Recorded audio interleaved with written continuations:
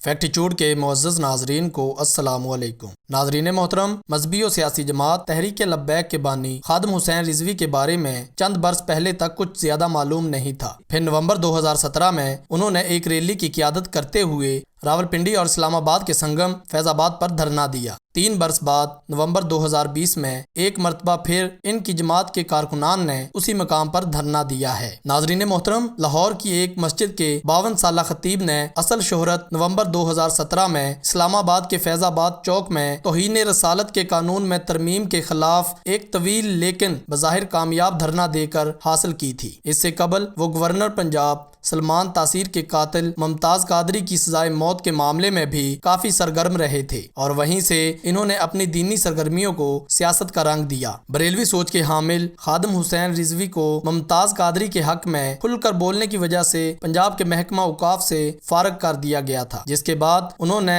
ستمبر 2017 میں تحریک لبیک کی بنیاد رکھی اور اسی برس ستمبر میں NA 120 لاہور میں ہونے والے ضمنی انتخاب میں 7000 ووٹ حاصل کر کے سب کو حیرت میں ڈال دیا تھا۔ مبصرین کا کہنا ہے کہ ممتاز قادری کو پھانسی دیے جانے کے بعد سے بریلوی طبقے کی قدامت پسندوں نے زیادہ متحرک سیاسی کردار اپنایا ہے، لیکن پاکستان میں فرقہ وارانہ تشدد میں اضافہ اور بریلوی دیوبندی اختلاف سال 2012 کے بعد سے دیکھا جا رہا ہے۔ خادم حسین رضوی کو گزشتہ برس کے احتجاجی دھرنے میں سنی تحریک کی بھی حمایت حاصل رہی تھی۔ سابق وزیر اعظم شاہد خاقان عباسی کی حکومت میں فیض آباد دھرنے سے متعلق تاثر تھا۔ اس دوران احتجاج کرنے والوں کو کسی نہ کسی صورت پاک فوج کی حمایت حاصل تھی۔ اس بابت احتجاج کے اختتام پر رینجرز کی جانب سے مظاہرین میں رقوم کی تقسیم کو اسی تناظر میں دیکھا جاتا ہے۔ فوج اس حمایت سے انکار کرتی رہی، لیکن اب آسیہ بی بی کے تنازع میں ملک بھر میں دھرنوں کے پیچھے کون ہے اور تحریک لبیک کو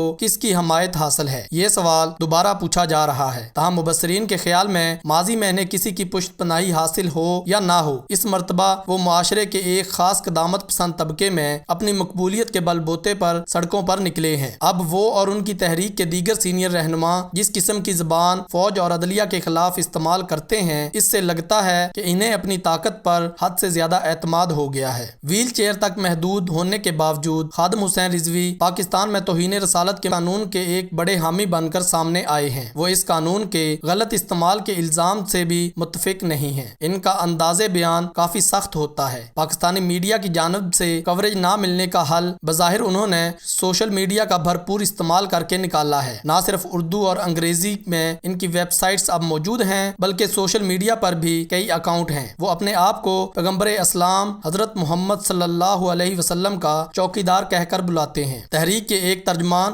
اعجاز اشرفی نے بتایا کہ خادم حسین رضوی کا تعلق پنجاب کے ضلع اٹک سے ہے۔ وہ حافظ قرآن ہونے کے علاوہ شیخ الحدیث بھی ہیں اور فارسی زبان پر بھی عبور رکھتے ہیں۔ ان کے 2 بیٹے بھی مختلف احتجاج میں شریک رہے ہیں۔ خادم حسین ٹریفک کے ایک حادثے میں معذور ہو گئے تھے اور سہارے کے بغیر نہیں چل سکتے۔ وہ 22 جون 1966 کو نکا توت ضلع اٹک میں حاجی لال خان کے ہاں پیدا ہوئے۔ جہلم و دینہ کے مدارس دینیہ سے حفظ و تجوید کی تعلیم حاصل کی، جس کے بعد لاہور میں جامعہ نظامیہ رضویہ سے درس نظامی کی تکمیل کی۔ ان پر مختلف نوعیت کے کئی مقدمات بھی درج ہیں۔ اعجاز اشرفی نے بتایا کہ ان مقدمات کی تعداد کتنی ہے انہیں یاد نہیں، لیکن تحریک کے آغاز سے اب تک انہیں گرفتار نہیں کیا گیا ہے۔ شاید اس کی وجہ ان کی اسٹریٹ پاور ہے۔ جنوری 2017 میں بھی توہین مذہب کے قانون کے حق میں انہوں نے لاہور میں ریلی نکالی تھی، جس پر پولیس نے لاٹھی چارج کیا تھا۔ انہیں گرفتار کر کے جیل بھیج دیا گیا تھا اور انہیں آج بھی پنجاب حکومت نے فورس شیڈول میں رکھا ہوا ہے، جس کا مطلب ہے کہ انہیں اپنی نقل و حرکت کے بارے میں پولیس کو آگاہ رکھنا ہوتا ہے۔ ISI کی ایک رپورٹ کا کہنا ہے کہ خادم حسین رضوی اپنے اونچے عہدے والوں کے سامنے مغرور اور ماتحتوں کے سامنے بدتمیز ہیں۔ اب ہم اپنے ناظرین کو بتائیں گے کہ تحریک لبیک کے مالی معاملات کیسے مینج ہوتے ہیں۔ خادم حسین رضوی کو اپنی سرگرمیوں کے لیے وسائل کہاں سے ملتے ہیں یہ واضح نہیں، لیکن اسلام آباد دھرنے کے دوران انہوں نے اعلان کیا تھا کہ نامعلوم افراد لاکھوں روپے ان کو دے کر جا رہے ہیں۔